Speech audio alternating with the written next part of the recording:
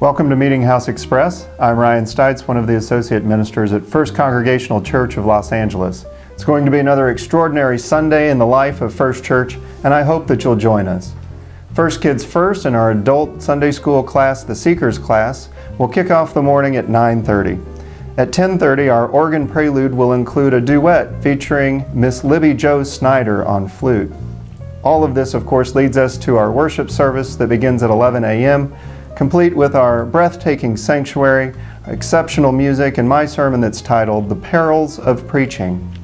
As always, we hope you'll stay for a few minutes after worship for a time of fellowship and making new friends. Mark your calendars now as we welcome the dynamic women's chorus Vox Femina Los Angeles to worship next Sunday, February 10th. And then after worship on the 10th, we'll get ready for the season of Lent with a Fat Sunday pancake lunch featuring some great homegrown entertainment. It's going to be a lot of fun for all ages.